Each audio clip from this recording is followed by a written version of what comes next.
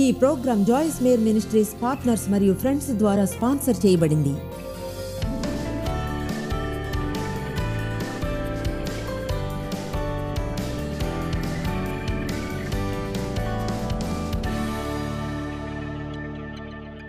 మన లక్ష్యం సంతోషంగా ఉండడమే కాదు, అది స్వయంగా ఒక మంచి లక్ష్యమే అయినా అయితే మనం చేసే ప్రతిదానిలోనూ దేవుని మహిమపరచడమే మన లక్ష్యం. వ్యక్తిగతంగా నా ఉద్దేశం విచారకరమైన ముఖం కల క్రిస్టియన్స్ దేవుణ్ణి మహిమ పరచరు. రక్షణకు వాళ్ళు గొప్ప అడ్వర్టైజ్మెంట్ కాదు. కనుక మనం చూడండి, ఆ విధంగా జీవితాలను జీవించి మనం కనిపించే తీరు కూడా మనకున్నది ప్రజలు తమకు కావాలి అనుకునేలా ఉండాలి.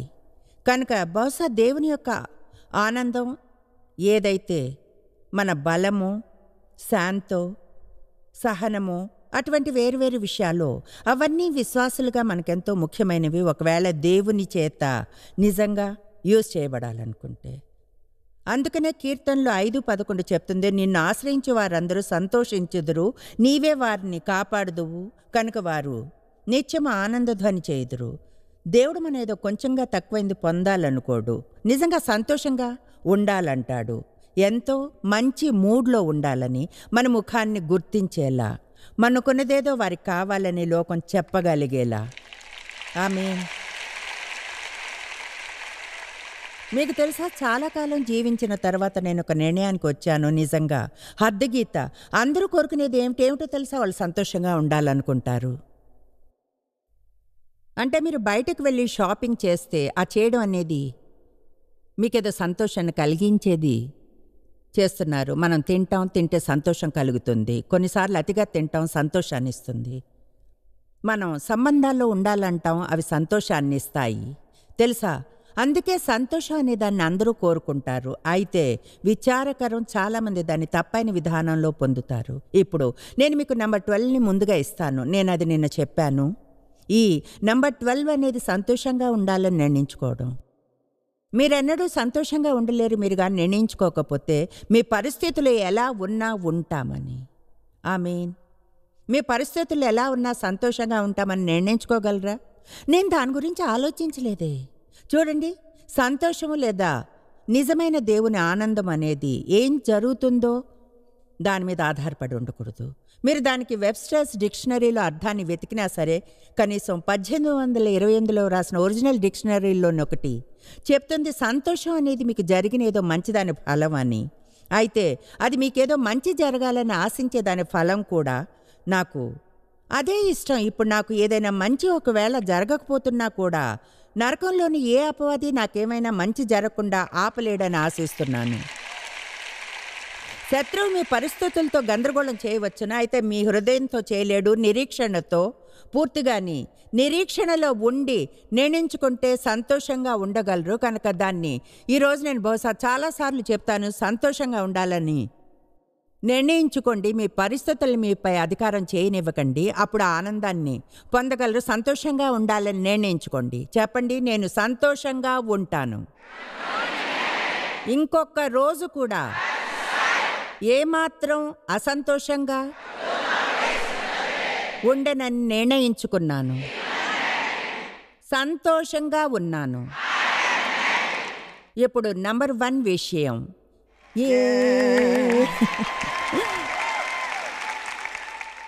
నిన్న మనం చెప్పుకున్న నంబర్ 1 విషయం ఏమిటంటే, సంతోషంగా ఉండాలనుకుంటే మీ గురించి దేవుని వాక్యం ఏం చెప్తుందో నమ్మాలి. ముఖ్యంగా మీ గురించి మీరు ఎవరన్నది. హద్దుగీత ఏమిటంటే, మీ జీవితాన్ని ఎన్నడూ ఆనందించలేరు మిమ్మల్ని మీరు ఆనందించుకుంటే.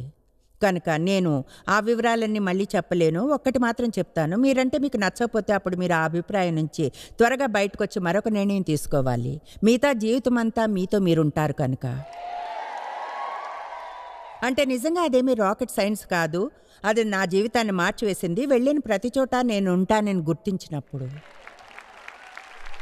మీ నుంచి మీరు ఎన్నడూ దూరంగా వెళ్ళలేరు ఒక సెకండ్ కూడా. కనుక మీరు ఒకలాంటి శాంతి నియమానికి రావడం మంచిది. వచ్చి ఇలా అంటాం, నేనంటే నాకు ఇష్టం, నా లోపాలన్నిటితోనూ వింతైన వాటితోనూ నేనంటే నాకు ఇష్టం. దేవుడు నన్ను మారుస్తున్నాడు. ఇప్పుడు ఉన్నట్లుగానే వచ్చే ఏడాది నేను ఉండను. అయితే మారుతున్న క్రమంలో నేను యుద్ధం చేయను, నేనంటే నాకు ఇష్టం. అందరూ చెప్తారా నేనంటే నాకు ఇష్టం. నిన్న మనం చెప్పుకున్న నంబర్ 2 విషయం ఒక రోజుని ఒక్కసారి జీవించి ఆనందించడం. అదెంతో అర్థవంతమైంది. మనం చెప్పుకున్న 3వ విషయం శాంతంగా ఉండడం.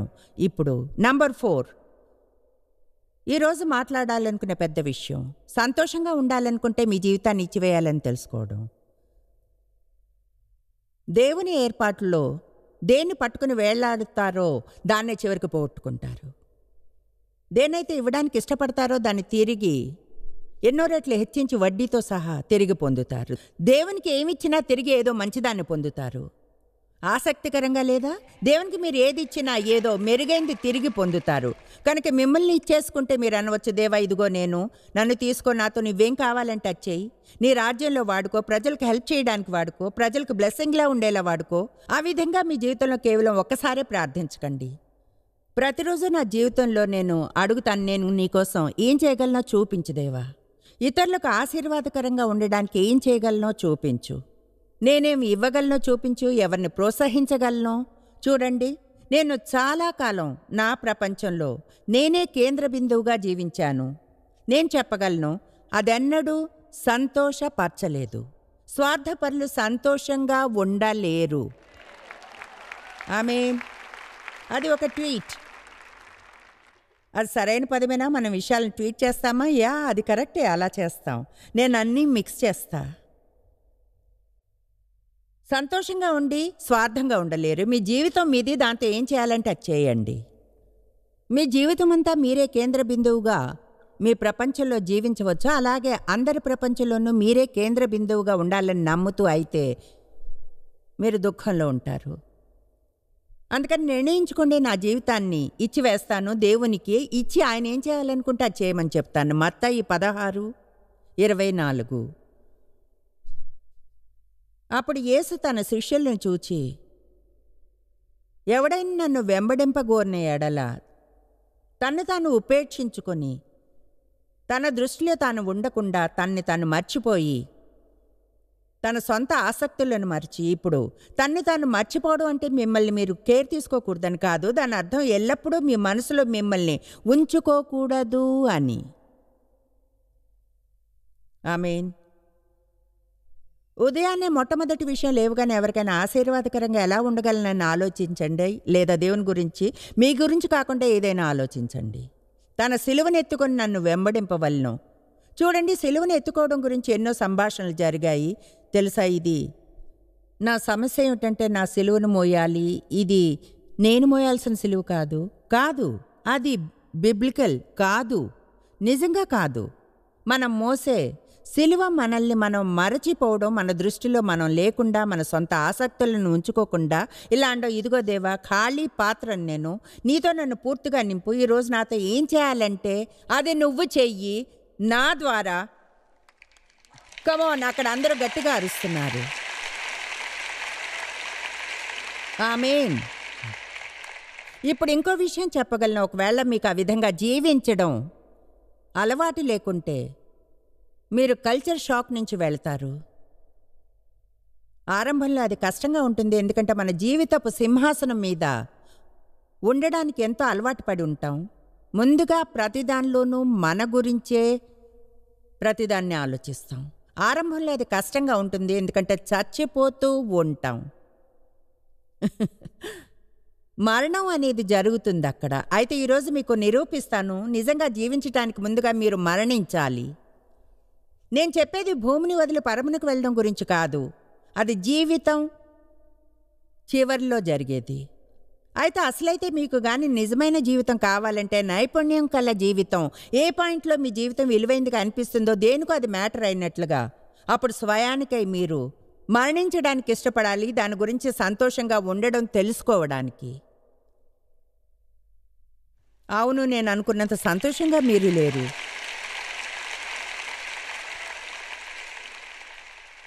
అనుకుంటున్నారు. చూడండి, ఇప్పటికే నేను అనుకున్నది జరగదా? అవును నిజమే. అయితే దాని గురించి సంతోషంగా లేరు. 25వ వచనం, ఎవడైనాను తిరిగి 24కి వెళ్దాం, ఎందుకంటే ఖచ్చితంగా మీరంతా అర్థం చేసుకోవాలి.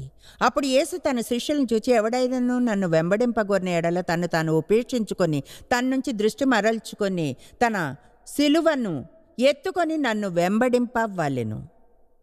స్థిరంగా అంటిపెట్టుకుని జీవించడంలో పూర్తిగా నా మాదిరికి కట్టుబడి ఉండి అవసరమైతే మరణంలోనూ తన ప్రాణమును రక్షించుకొనగోరువాడు కొంతకాలము తన సౌకర్యాన్ని, ఇక్కడ భద్రతను, దాన్ని పోగొట్టుకొను నిత్య జీవమును, నా నిమిత్తము తన ప్రాణమును పోగొట్టుకొనివాడు తన సౌకర్యాన్ని, ఇక్కడ భద్రతను నా నిమిత్తము. మనం ఇది చేయం, అది బాగుంటుంది కనుక, నిజంగా అది ఇతరుల కొరకు చేయం, దాన్ని ఆయన కోసం చేస్తున్నాం. మళ్ళీ స్పష్టంగా చెప్తాను, మిమ్మల్ని మీరు మర్చిపోవడం, మీ దృష్టిలో మీరు ఉండకుండా ఉండడం, మీ ఆసక్తులను వదులుకోవడం అంటే మీరు చేయాలన్నది చేయకపోవడం కాదు. దాని అర్థం మీకోసం మంచి ప్లాన్ వేసుకోకూడదని కాదు, బయటికి తీసుకుని వెళ్ళకండి. నిజంగా దీని అర్థం మీరు వేరే దేనికోసమో కాకుండా కేవలం మీకోసమే మీరు జీవించకుండా ఉండడం. నేను ప్రజల్ని ప్రోత్సహిస్తాను, తమను తామే కేర్ తీసుకోమని, సమతుల్యంగా ఉండమని, మీరు చేస్తూ మీరు ఆనందించేవి మీకోసం చేయండి అని. అయితే చూడండి, అది పూర్తిగా అంతా మీ గురించే అన్నదానికి వేరైన విషయం. ఆమేన్. ఒక మనుషుడు లోకమంతయు సంపాదించుకొని తన ప్రాణమును పోగొట్టుకుంటే అతనికేమి ప్రయోజనము? దేవుని రాజ్యంలో ధన్యమైన తన జీవితాన్ని లేదా ఒక మనుషుడు తన ప్రాణమునకు ప్రతిగా ఏమివ్వగలడు దేవుని రాజ్యంలో? కనుక మనం జీవించి ఇవ్వడం గురించి తెలుసుకోవాలని అనుకుంటాను. జీవించి ఇవ్వడం, నేను రోజు లేచి నాకు ఏమిస్తున్నదన్న దాని గురించే అంతా కాదు, ప్రతిదీ దేవుడు నా ద్వారా క్రియ చేయడం గురించే. నిజం చెప్పాలంటే ఏదైనా విలువైంది ఏది నా దగ్గర ఇవ్వడానికి లేదు. నేను కానీ వీలైనంతగా దేవునిదంతా ముందుగా కానీ పొంది నా ద్వారా ఆయన్ని ప్రవహించనివ్వకుంటే. ఆమేన్. నన్ను నమ్మండి, నేను ఏమి ఇవ్వగలను అది మీరు కావాలనుకోరు. అయితే ఈ వారాంతాల్లో దేవుణ్ణి నా ద్వారా ప్రవహించనివ్వడానికి శ్రేష్టమైంది చేశాను. మీ జీవితంలో ఆయన ఎక్కువగా పొందడానికి మనం కలిసే ప్రతి వ్యక్తికి మనం అదే చేయాలని దేవుడు అంటాడు.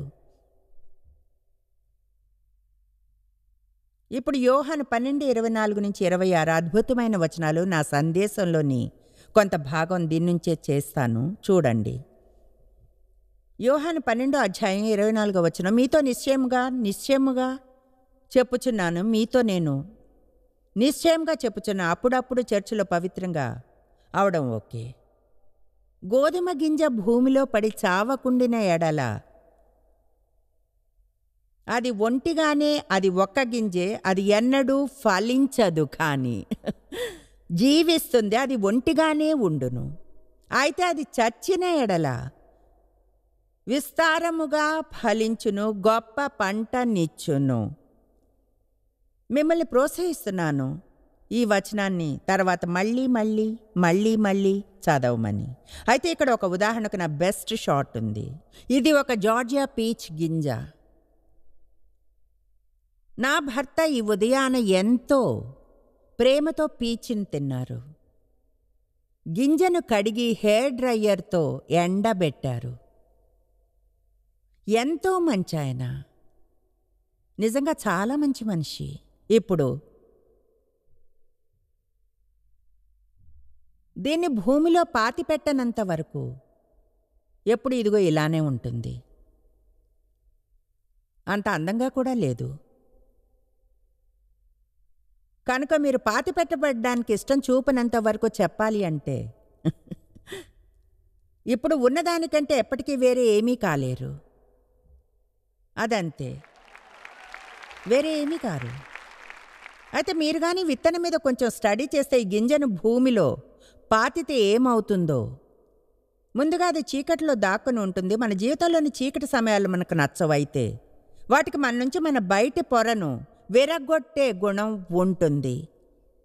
దేవుడు మనలో ముందే ఉంచిన గొప్ప విషయాలకై మనల్ని బయటకు తెస్తాయి. చూడండి, మీరు తిరిగి జన్మించినప్పుడు దేవుడైన ప్రతిదీ మీలోనికి వస్తుంది. ప్రతిదీ అయినా దేవుని బీజము మీలోనికి వస్తుంది. మీరు కానీ నన్ను దాన్ని ఇలా చెప్పనిస్తే దైవత్వంతో మీరు ప్రెగ్నెంట్ అవుతారు. ఆమేన్. క్రీస్తు లాంటి దానితోనూ దైవత్వంతోనూ ప్రెగ్నెంట్ అవుతారు. ఒక స్త్రీ ఒక పురుషుడు వివాహం తర్వాత ప్రేమలో ఒకటైనప్పుడు పవిత్రంగా అతని బీజం ఆమె గర్భంలో విత్తబడుతుంది, ఆమె గర్భవతి అవుతుంది. కమాన్, ఆ విత్తనాన్ని పోషించి కేర్ తీసుకుంటే అప్పుడు చివరికి ఆమె జన్మనిస్తుంది. అయితే గుర్తు చేస్తున్నాను, జన్మించడం కూడా బాధతోనే జరుగుతుంది. ఆమేన్ అంటున్నాను అంతే. ఓకే, ఒకవేళ ఈ విత్తనానికి ఫీలింగ్స్ ఉంటే ఒక్క నిమిషం మనం అనుకుందాం దీనికి ఫీలింగ్స్ ఉన్నాయని. ఇది ఒక విత్తనంలా ఉండి ఒకలా ఆనందిస్తుంది. అయితే ఒక్కసారి సడన్గా ఎవరో దేవుడు అనుకుందాం వచ్చి దీన్ని మట్టిలో పాతి పెడతాడు, భూమిలో చీకట్లో ఉండేలా. అక్కడ ఊపిరి ఆడనే ఆడదు, అక్కడంతా వేడిగా ఉంటుంది, భూమి నుంచి ఒత్తిడి ఉంటుంది. అయితే దాని నుంచి వచ్చే వేడికి, భూమిలో పాతిపెట్టబడ్డ ఒత్తిడికి బయటున్న పొరను విరగ్గొడుతుంది. కమాన్ నౌ, మీరు నాతో పాటు స్పిరిచువల్గా ఉండాలి. ఆమేన్. సరే, ఇదిగో నేను సూజీ క్రిస్టియన్ని, నా లోపల ఈ గొప్పవన్నీ ఉన్నాయి. అయితే దేవుడు నాలో ఈ కార్యాన్ని చేయనంత వరకు అది నా లోపలే పాతుకుపోయి ఉంటుంది. ఎవరు ఎన్నడూ నా ద్వారా క్రీస్తుని చూడలేరు. ఎందుకంటే చర్చికి వెళ్తాను, ఇంటికి వెళ్తాను, చర్చికి ఇంటికి, చర్చికి ఇంటికి, నా జీవితంలో ఎన్నడూ ఏది మారదు. కనుక అది భూమిలో ఉండగా ఏమవుతుందంటే ఇది విరిగిపోతుంది. అప్పుడు ఈ చిన్న చిన్న వేరులన్నీ క్రిందకు వెళ్ళి భూమిలో పాతుకుని పోతాయి. కొన్నిసార్లు మనకు అర్థం కాదు ఎందుకని మనకు కొన్ని గొప్ప పనులు జరగడం లేదో అని. మనం దేవుని బిడ్డలమైతే చూడండి, కొంచెం సమయం పడుతుంది వేరుని లోపల పాతుకోవడానికి. ఆమెన్. దేవుని ప్రేమలో వేరుని పాతుకోవడానికి, క్రీస్తులో వేరుని పాతుకోవడం, దేవుని వాక్యంలో వేరుని పాతుకుపోవడం, తర్వాత చివరికి ఈ విత్తనానికి నీరు పోసినప్పుడు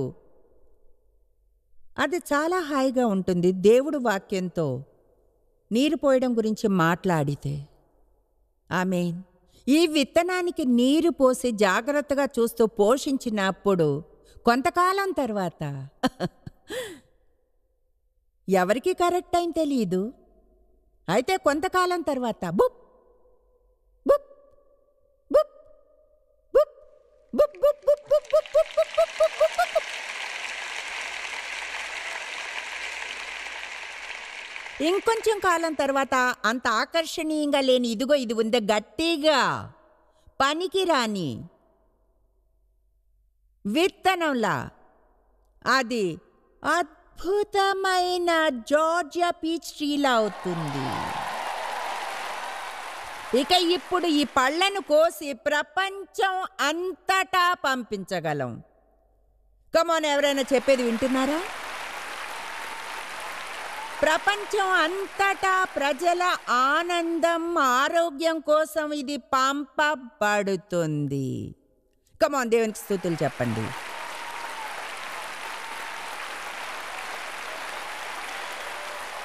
ఇంకా చూడండి, ఒక నిమిషం తీసుకుని మా టీవీ ప్రేక్షకులతో ప్రేమగా మాట్లాడతాను తెలుసా. ఇక్కడున్న వీళ్ళున్నారే, వాళ్లకు ఉంది నాకు తెలుసు ఒక స్థాయిలో కమిట్మెంట్, లేదంటే వాళ్ళు శనివారం ఉదయం ఇక్కడికి రారు. నాకు తెలియదు మీకెంతగా దేవుని విషయాలు తెలుసో లేదా, దేవుని వాక్యం లేదా నేను ఇప్పుడు చెప్తున్నదంతా ఎంత అర్థం అవుతుందో. అయితే నేను మళ్ళీ స్పష్టం చేస్తున్నాను, మీ జీవితంగానే అంతా మీ గురించే అయితే, మీరు ఆలోచించేది అంతే అయితే, లేదా మీరు కోరుకున్న దాని గురించే కేర్ తీసుకుంటే, మిగతా అందరూ మీరు కోరుకున్నది ఇవ్వడానికి సేవ్ చేయాలనుకుంటే మీరన్నడూ సంతోషంగా ఉండలేరు. చెప్పేది వినండి, మీరేమనుకుంటారో కావాలని దాన్ని పొందగలరు.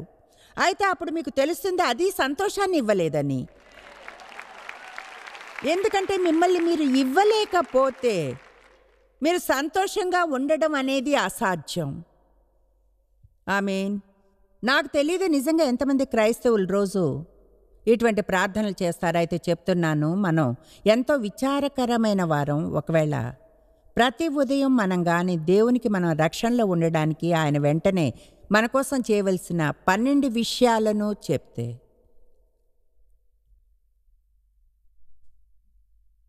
చూడు దేవా, నువ్వు కానీ ఇది చేయకుంటే నేను సంతోషంగా ఉండలేను, నువ్వు కానీ ఫలానా చేయకుంటే ముందుకు సాగలేను, ఒకవేళ ఇంకో రోజు కానీ ఇది ఉంటే సహించాల్సి వస్తే నాకు తెలియదు అసలు అక్కడ ఉండగలనా అని. మన అందరికీ కావాల్సినవి అనుకుంటాయి, మనలోని ప్రతి ఒక్కరికి కావాల్సినవి ఉంటాయి, నాకు కావాల్సినవి ఉంటాయి. అయితే ఏం తెలుసుకున్నానో తెలుసా? మీరు కానీ రాజ్యాన్ని వెతికితే దేవుడు అన్నిటినీ సమకూరుస్తాడు. ఆమేన్. కీర్తనలు 37, యెహోవాను బట్టి సంతోషించుము, ఆయన నీ హృదయ వాంఛలను తీర్చును. ఆల్ రైట్, ఇప్పుడు 2 కొరింథీ 8:5 బాయ్, ఇది నాకు ఇష్టం, నిజంగా ఇష్టం. మీలో కొంతమంది ఇప్పటికే కొంచెం ఫ్రీగా ఫీల్ అవ్వడం ఆరంభించారు ఈ ఆలోచనలతోనే. దాన్ని నేను ఈరోజు ఆత్మలో ఫీల్ అవుతున్నాను. అది ఒకలా ఎలా అంటే, వావ్, కమాన్, మీలో కొంతమంది స్వయం కేర్ నుంచి రిటైర్ ఎందుకు కాకూడదు?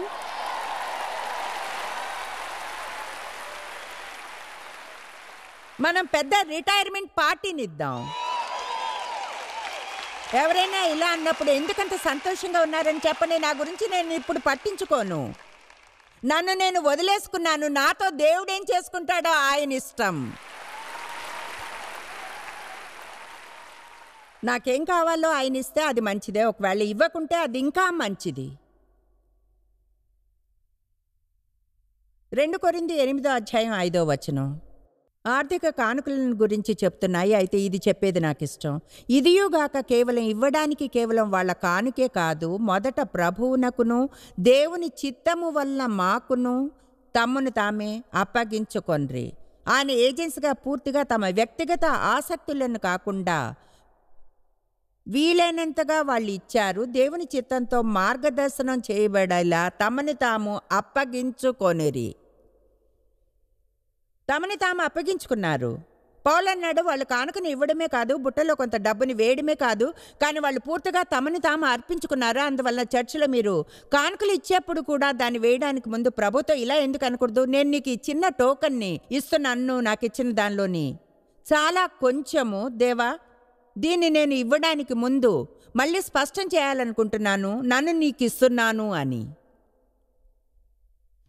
మనల్ని మనం కానుకల బుట్టలో వేసుకోవడం సంగతి ఏమిటి? కమాన్, నాకు అది నచ్చింది.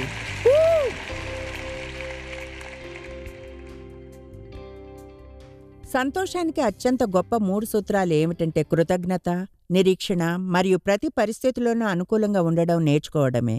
చూడండి, ఈ విషయాలు సంతోషకరమైన జీవితాన్ని ఇవ్వడానికి చాలా దూరం వెళ్ళగలవు. అవి నాకు వ్యక్తిగతంగా ప్రకటన కలిగించాయి, నా వైఖరిని మార్చుకోవడానికి ఎంతో సహాయపడ్డాయి. మీరు ఎన్నడూ తెలుసుకోలేనంతగా జాయిస్ మేర్ మినిస్ట్రీస్లో మీరు మాకెంతో ముఖ్యం. మిమ్మల్ని అభినందిస్తున్నాం. మా ప్రపంచవ్యాప్తపు మినిస్ట్రీ సాధ్యం అయ్యేలా చేసే మా ఫ్రెండ్స్ మరియు పార్ట్నర్స్ కి థ్యాంక్స్. అందరం కలిసి ఆకలిగొన్న వారికి భోజనం పెడుతున్నాం, బీదలకు బట్టలు ఇస్తున్నాం, సువార్తను దేశాలకు చాటుతున్నాం. మమ్మల్ని కాంటాక్ట్ చేయండి లేదా joycemeer.orgని ఈ రోజే విజిట్ చేయండి. మీ ప్రార్థన విన్నపాలను కొరకు, అలాగే మరిన్ని సాధనాలను గురించి తెలుసుకోండి. జాయిస్ మేర్ షెడ్యూల్ని చూసి భాగస్వామిలో భాగమవ్వండి, క్రీస్తు ప్రేమను ప్రపంచమంతటా పంచుకోవడానికి.